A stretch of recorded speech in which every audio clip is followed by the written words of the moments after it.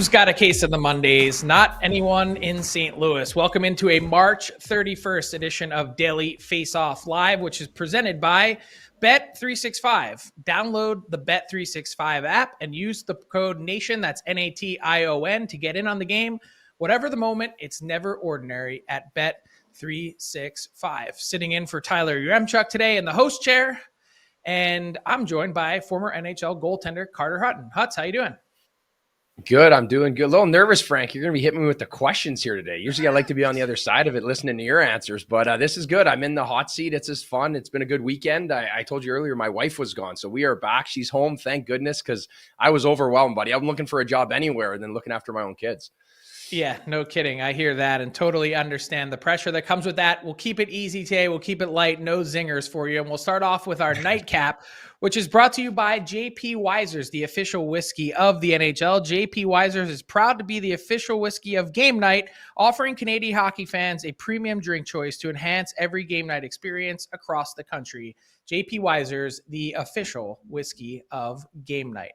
And we got to start off with the nightcap of the weekend, which is the St. Louis Blues. Will this team ever lose again? 9 consecutive wins. Huts, when you look at this team, which has basically assured themselves at least the 8th seed, could potentially pass the Minnesota Wild for the 7th spot. I mean, this team, they've played incredible hockey over the last number of weeks. What stands out to you when you look at them? I think just complete, across their lineup, right? You look at some of the additions they've added and where it's been. And again, I look at that little Four Nations bump for Jordan Binnington, right? Like, he's been absolutely rock solid. And I think just mentally, he's back to where he was, right? We talk about the playoff run he's had and the in-betweens, but I also look at, they lose Pietrangelo. They've lost some players from that really good Stanley Cup team that defended so well. But I think for Jordan Binnington, there is a lot of confidence that he can build off of that. And as you look down this lineup, like Robert Thomas has been unbelievable. Even his stat line, missing 12 games. Zach Bolduc steps up the other night, has a great game, a big power play goal. He's been a nice addition to this team. And something that stands out to me, Frank, is just their back end here. You look at them going and get Cam Fowler, the veteran, right? He's been a great addition. They got him at the Winter Classic. Ryan Suter stepped up and played a lot of minutes early in the season when everyone was out. Parenko hasn't been playing. But they have guys slot and they have experience on the back end. I feel like that is so valuable this time of year. Yeah, I'm really glad you mentioned the Cam Fowler addition, because I think we kind of overlooked that since it happened so much earlier in the season. It caught some people by surprise during the holiday break that he was moved so early, especially before playing game 1000, which would have all been with the Anaheim Ducks. He arrives in St. Louis, not a ton of fanfare, not a huge price paid in order to get him. And he's been basically exactly what this team needed to help getting trended in the right direction. Jim Montgomery comes in and a huge boost as well for that team on the bench. It's the math really starts to get interesting now for the St. Louis Blues as we take a look at the standings. I mean, they've put themselves in a spot, Huts, now where basically if they go 4-3 down the stretch, something like that, you're looking at really the top teams in the West that are chasing them, whether it's Vancouver or whether it's Calgary.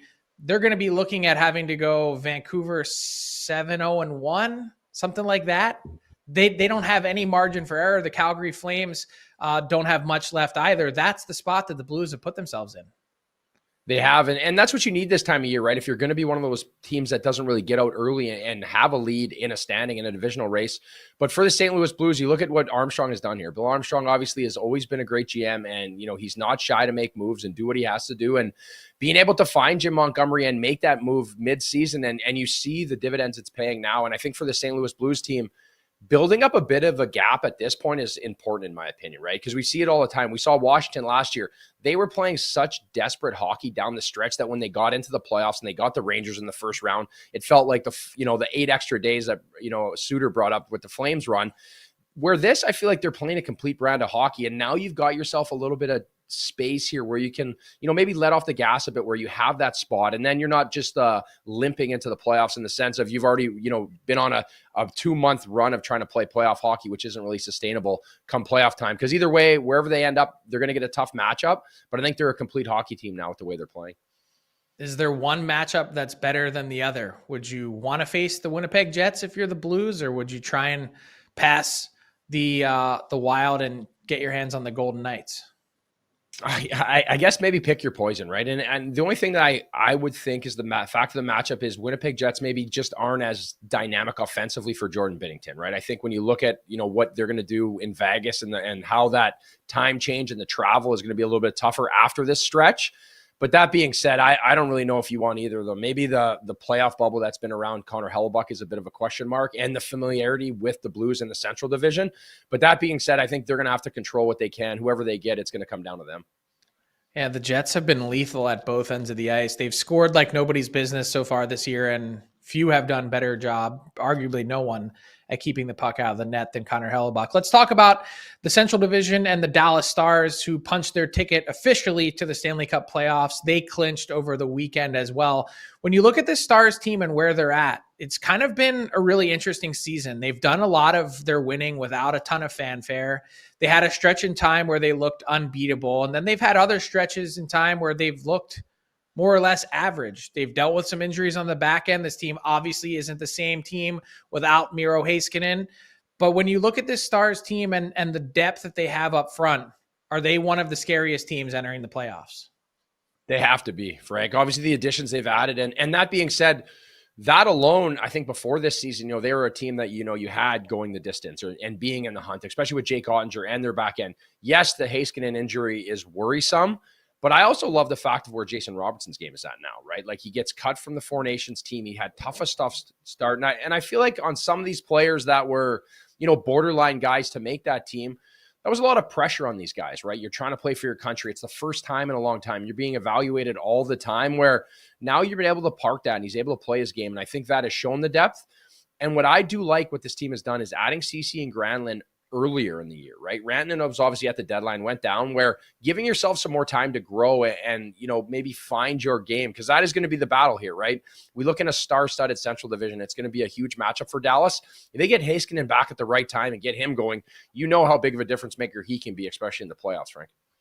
Yeah, definitely a big question mark getting closer to the postseason. And don't look now, but Mikko Rantanen's heating up as well. His last 4 games with the Dallas Stars, 2 goals, 5 assists for 7 points. And by the way, if you want a great stat from our guy, Paul Paduti at Adjusted Hockey, he says with 9 games left, Mikko Rantanen has already set the all-time empty net points record. He has 16 and is tied for the most goals. So 1 more goal will give him the NHL record for empty net goals scored in a single season. Kind of a wild number. And it puts his numbers probably in a different perspective when you look at them from the other way. Without the empty net goals and points, he has 22 goals and is on pace for 73 points. He's tied for 50th in the league in 5-on-5 points with 30 floor. That puts him in company with McLeod, Slavkovsky, Fantilli, and Tuck. So certainly a different prism kind of to view Mikko Rantanen and his season if you look at it from that perspective. Yeah, I guess they don't ask how, but now they do, right? There's too many stats. There's no hiding from it. So I guess when you're making that kind of money, you have to be a difference maker 5-on-5. But I'm going to err to the side of, he's been through a lot this year, right? The trade and the situation that's gone on and everything he's gone through. So I don't really want to judge him on what goes on. I think this year, the best way to judge his contract, Frank, for me is going to be what he does in the playoffs, right? Because that's what Dallas Stars need from him, especially on a team where Jim Nill has been so close so many times. And now they have maturity. They have Jake Ottinger, who has experience. They have so many things working in the right direction, but there's going to be no easy matchups. So for Rantanen, he's going to have a lot to work with come playoff time, and he's going to have to really find a way to get there. And then as we move forward, we'll judge him, I think, as it goes, because this year's a bit of a write-off. Obviously, that's a bit of a whirlwind season going from team to team. Yeah. Look, he'll settle in. I have no doubt about that. And I just can't wait for the collision course that these two teams are on, Colorado and Dallas. And by the way, I think Jared Bednar, we haven't talked much about the Jack Adams this season, but with the roster changes year over year in Colorado, to see how different that team is now compared to the start of the year, man, Jared Bednar has done a pretty good job in Colorado. Dallas and Colorado, hook that into my veins for round 1. But let's focus on some teams, Huts, that have been eliminated from action officially. We knew that they wouldn't be making the playoffs for quite some time now, but the Seattle Kraken and the Nashville Predators both officially eliminated over the weekend. We'll start with the Kraken. And look, they made the coaching change going with Dan Bilesma so far this season. I don't know that it's necessarily worked out quite as everyone might have envisioned, and I do think that the temperature is rising on the Bilesma hot seat. The Kraken want to see results. They want to see this team take a step forward. And I just don't know at this point in time that we can say that this team has taken any meaningful step forward for the Seattle Kraken. What do you see when you watch their team, and what's missing? I look to goaltending a little bit, right? I think Joey Decorta's done a great job, but Philip Grubauer has had a tough year, right? And this is a guy that has been unreliable, and you need to find a guy to fix that up, and he's making a ton of money.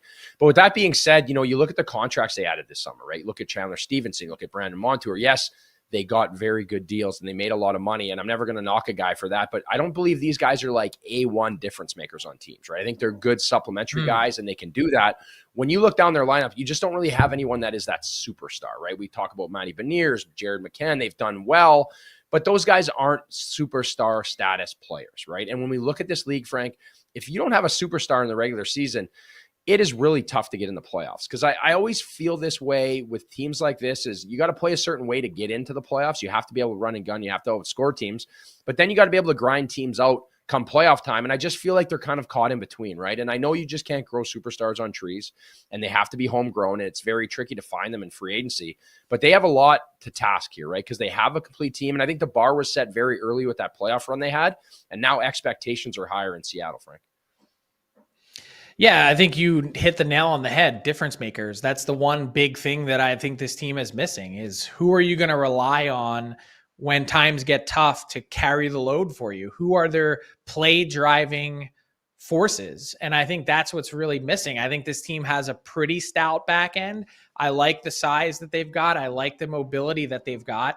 But who's going to be carrying the load for you offensively? And I think when you look at this team, look, that's the big thing that stands out. And if you're looking for a bright spot, it's got to be Shane Wright and the season that he's had. A huge step forward, 17 goals and 40 points.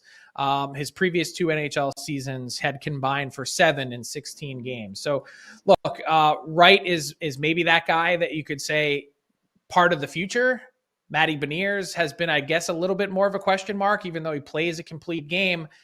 The problem for the Kraken is with where they're at in the standings, unless you get some lottery help or unless you're going to go out and be super aggressive and trade for it, where are the Kraken going to find those difference makers?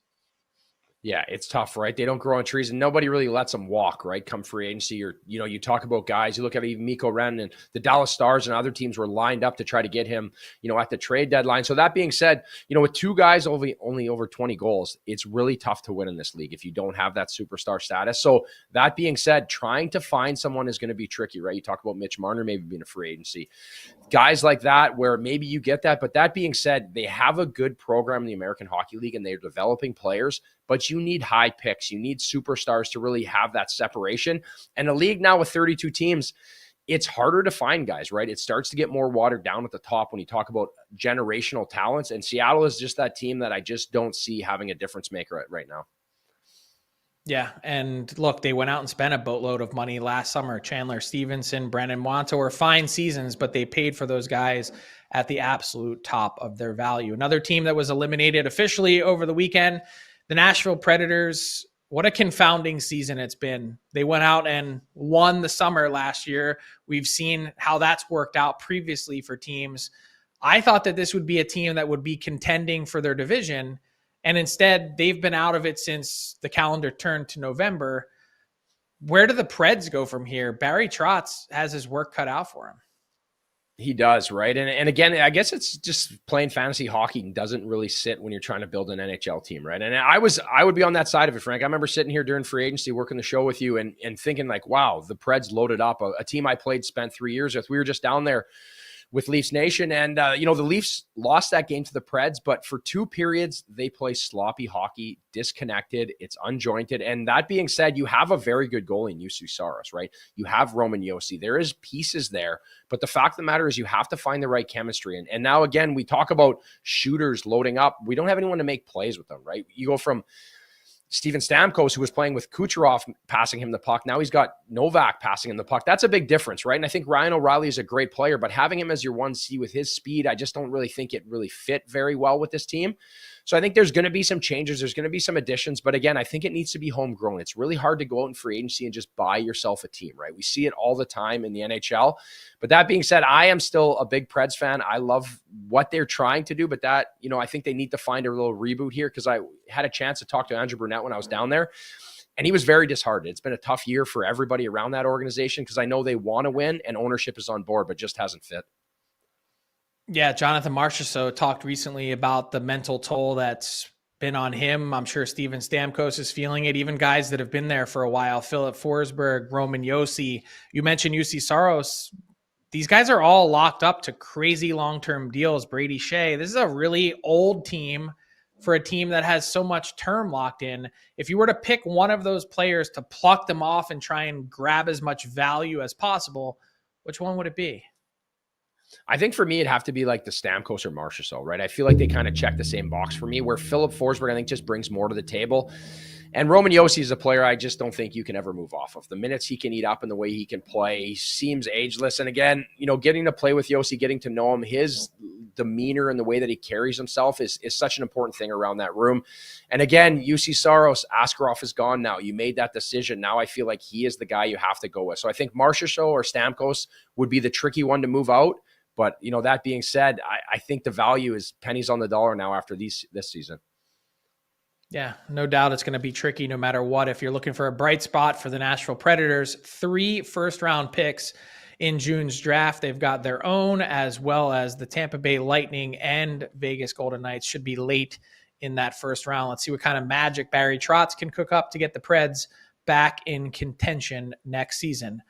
Let's talk about another team that's already, on the brink of elimination, I should say, but certainly no shortage of fireworks last week with their coaching change. And we'll get to Anthony DiMarco and the Philadelphia Flyers.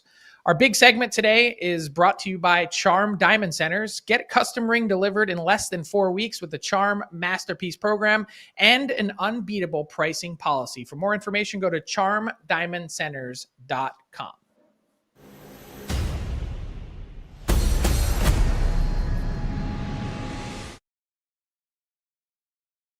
Talk about the Philadelphia Flyers with Anthony DiMarco, who made their big coaching change last week. John Tortorella out, Brad Shaw in on an interim basis to close out the final stretch of the season. Anthony, we know that there were fireworks last week. We saw Cam York disciplined. Have things sort of settled down now under Brad Shaw to close out the season?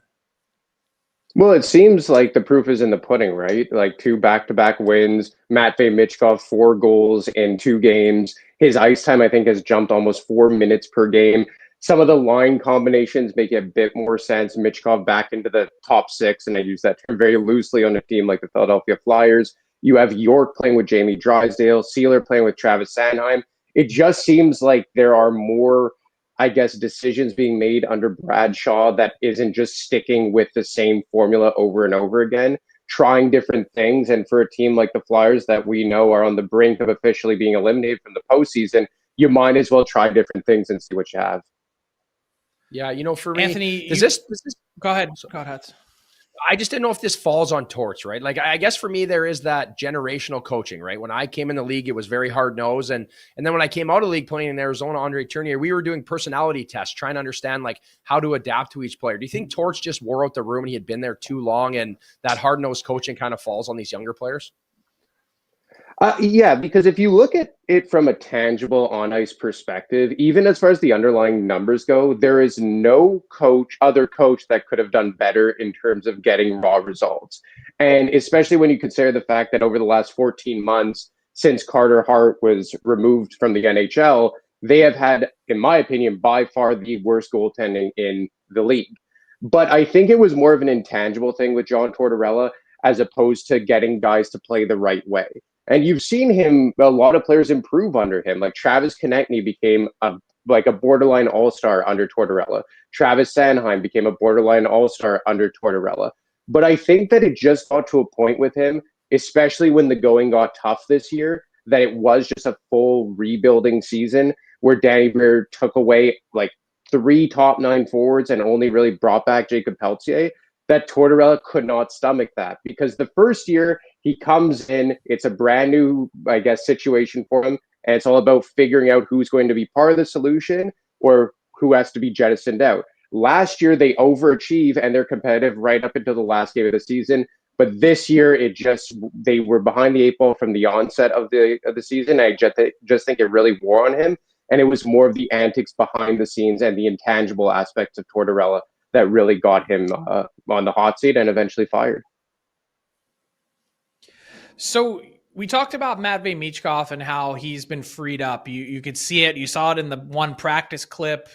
Beautiful goal. Sort of just seems like he's got that swagger back. 4 goals in the 2 games that he's played. Is there anyone else that you would pinpoint on this Flyers roster that we could see a bump from in the last few games to close out the season that, might have just been shackled a bit under John Tortorella? Well, I think the low-hanging fruit answer is Cam York. He's someone that has been arguably the biggest disappointment this season for them, maybe aside from goaltender Samuel Ersson. And he's a guy in a contract year and maybe once thought to be a candidate to be locked up long-term. Maybe we see another bridge deal for Cam York. So I'm interested to see what he does. And now he's playing with his buddy, Jamie Drysdale. And Jamie Drysdale is another guy who I'd like to see continue to progress, although he is one of the guys who has taken a step this season. But I just wonder that under Brad Shaw, who was the defensive coach, if you see him be put into a more prominent role. Like he was predominantly playing third pairing minutes with Nick Seeler this year. Now he's on the, quote, second pair with Cam York. So those two guys, especially as a pairing, I'm interested to see how they react to this. And I'm just kind of looking to see what a guy like Owen Tippett does, because he's probably been another candidate for one of the biggest disappointments this year. And under Tortorella, he really exploded. His first year, last year, landed him an 8-year contract, and it's just been a stagnant season for Tippett. So he really blossomed under Torts, but he stagnated and arguably regressed under Torts as well. I'm curious to see what we can see from Tippett beyond the John Tortorella era. Yeah, with that being said, obviously, I think he's had a great year, and I've played for demanding coaches, right? I think sometimes you lose their room, right? You have professionals that have been around a long time and they have to kind of nurture themselves. But goaltending, obviously the elephant in the room here, right? It's obviously been a tough season. Like I have it at an 878 team save percentage. Now, Ersson, I get what's kind of thrown to the Flyer, the whole Carter Hart situation. Ivan Fedotov comes over from the KHL as an older player. They give him the contract. Is it a bit buyer beware now? We've seen this with a few goalies coming from the KHL. How has this fit been, I think, just as a team? Is it on the goalies or just as a team as a whole? I mean, it is on the goalies. Like the proof is in the pudding. The data is the data. They have sewered the Flyers in a lot of ways this season because the Flyers have been a good defensive team. Sure, offensively, they have struggled to score, but the process is there.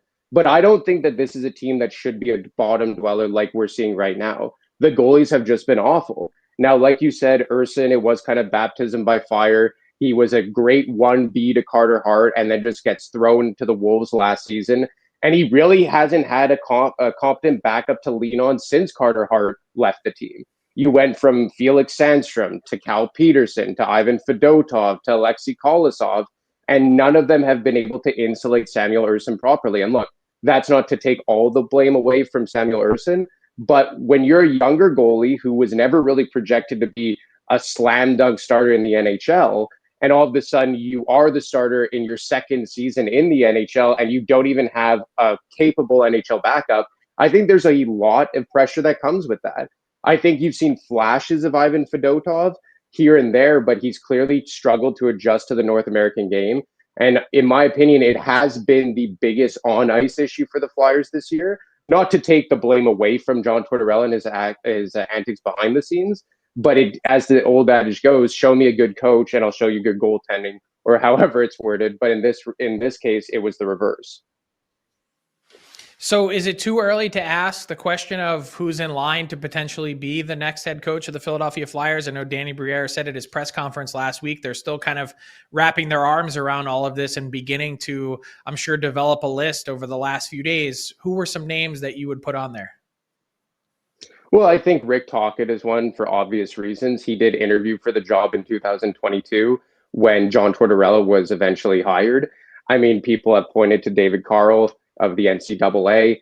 I do think it is very early to start speculating on that, just because this wasn't the plan for the Flyers. I think there was a strong chance that Tortorella wouldn't have been back next year, but that was something that they wanted to evaluate following the regular season and take their time. This was something that I think that they just had to make right before the season ended because of how bad things got behind the scenes. So I think it was just like, get him out, cool things down a bit, put Bradshaw in and see where it goes.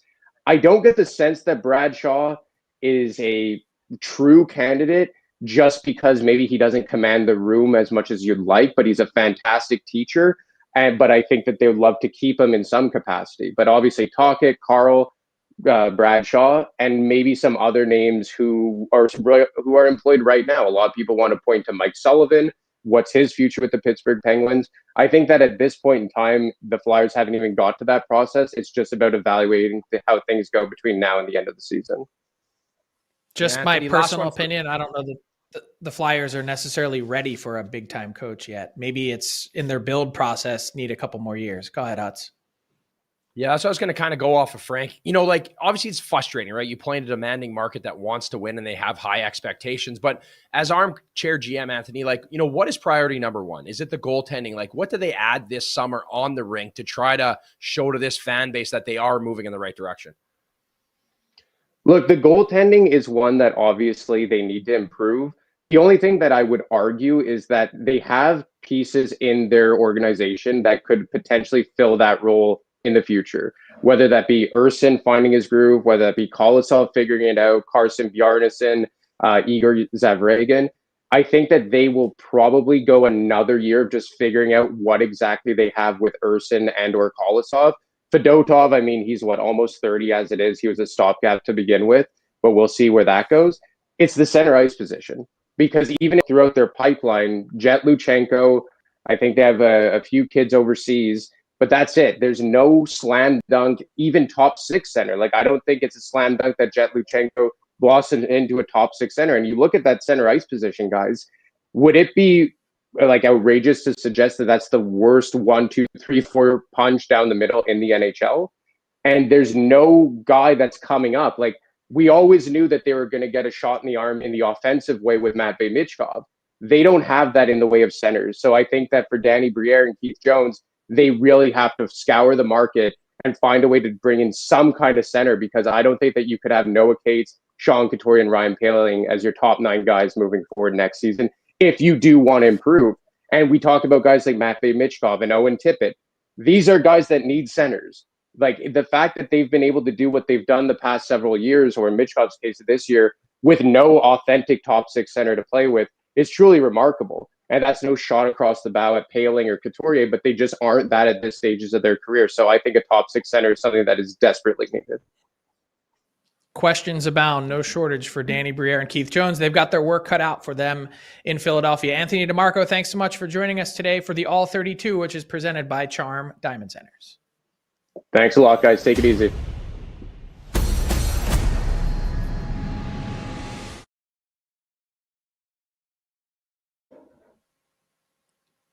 All right, Hutz, let's get to our Ask DFO inbox question of the day. The chat has been great today, so thanks so much for throwing your questions in there. Let's see. Who would you target with an offer sheet this summer, Hutz? I know I got one guy right off the top of my head. If you're looking at another team that's on the brink of elimination, but it's actually played better of late the last few games, the Buffalo Sabres, I'm looking squarely at JJ Peterka for an offer sheet. What say you? Yeah, I think that's a good one. That is a tough question. I don't think I've indulged into that too much, but I think JJ Peterka is a guy that the Sabres are going to have to try to pay, right? And I think we're definitely going to see some offer sheets this summer, Frank. It feels like to me, the fact of the matter is Bill Armstrong kind of set the table for that last year, right? I know you probably know a little more about this. You've been in touch with these GMs. It always felt like the offer sheets was like a no-go. It was kind of where there was a line drawn in the sand. And you kind of didn't cross it. And for me, I think Bill Armstrong being aggressive this summer, and I think the Edmonton Oilers looking back at what they lost, I think it's kind of changed the landscape in that department. I don't know what you think, Frank. Yeah, I agree. I think we're almost destined, guaranteed to have at least one offer sheet this summer. And the interesting part is looking at some of the guys that are off the board already. Wyatt Johnson, huge deadline day for the Dallas Stars. They not only get Mikko Rantanen done, but the same agent, Wyatt Johnson, get him locked in, take him off the table, and get a long-term deal with some cost certainty. Huge piece of business done for the Dallas Stars, and a big name off the board as an offer sheet potential candidate. Thanks so much for the inbox questions on our Ask DFO question of the day. Let's get to our daily bets. Let's bring in Patrick Puff, who is filling in for Tyler Yaremchuk today. I'll do my best, guys. Yeah, breaking news coming in from Bet365, where every nail-biting overtime win is a barn burner, every face-off, hat-trick, power play, shot on goal, penalty shot, and every suspenseful minute in between is amazing, whatever the moment. It's never ordinary at Bet365, official partner of the NHL. Download the Bet365 app. Use the code NATION to get in on the game. Must be 19 or older. Please play responsibly. I do have a couple bets for you here as well. Let's get that off the screen. Stars puck line. They won 5 straight and covered in 3 of them. They smoked Seattle on Saturday, so I'm hoping they can do that again tonight. And then the second one, Sean Couturier, 3+ shots. Juicy at 155 as he's covered in 4 straight, including 3 games with 4 or more. He's hit that on 5 of 6. So I'm feeling good about both these tonight. Do you disagree on either? I don't. Sean Couturier's hit in 4 straight, you said. Let's go at plus 155. That's pretty juicy. And I don't know, sometimes when you get a rematch like that sometimes it's a little bit of a closer game, but I like where the Dallas Stars are trending. They've picked it up of late. So Stars on the puck line as well. Thanks so much to Pat for our daily bets today. That brings us to garbage time, Huts, and we're getting close to garbage time of the season. Alex Ovechkin coming down to the wire. He scores number 890 on the OV goal tracker, and he's down to just 5, count them, 5 away from breaking Wayne Gretzky's all-time record. Is he going to do it? He is. I think he is. I just feel like getting it done this year will be so awesome, right? I feel like they'll start to open up. And what I do like about this fact is the Washington Capitals are in a safe space right now, right? These games at this point, they can go 500 and stay where they are. They've kind of earned the right to have that gap. And I would love to see it get it done now, right? Because I feel like if we start next season with maybe 1 or 2 to go, it just doesn't have the same flair, in my opinion, to get there where it is. And in a season where we saw Crosby set records this weekend and Ovechkin chasing Gretzky, records we didn't think would ever get to this point, it's been pretty exciting and great storylines for us on this side of it.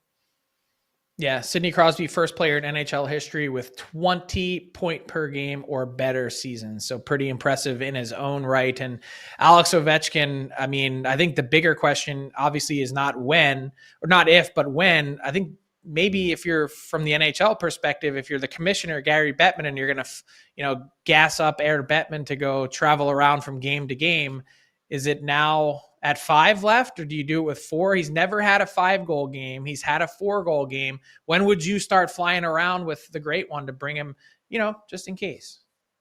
I think 3, maybe that's a sweet spot. Again, yes, he could go off for 4. You know how he rolls, but I think you get to that point, 4 or 3, you got to get there. And what I do like is teams are going to cheat to try to get him offense too at this point, right? I always tell the old guys used to tell us stories of, if a guy needed a few more points, you'd go over to the locker room if it was a nothing game, and maybe he gets a little less coverage, later in the year. I know no one wants to be on that side of it, but Ovi had 9 on me in 6 games, Frank. So they might throw me on that plane to help out. You're responsible for 9 of the 890? I am. In 6 games, he had 9. But on the other side of it, Crosby never had a goal on me, and I played the Pens about 5 or 6 times. So I do have that to my credit. I gave 9 to Ovi and none to Crosby. Yeah, no, we award you no points for that, Huts.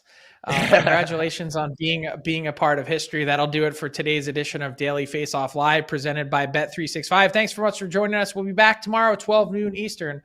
Talk to you then.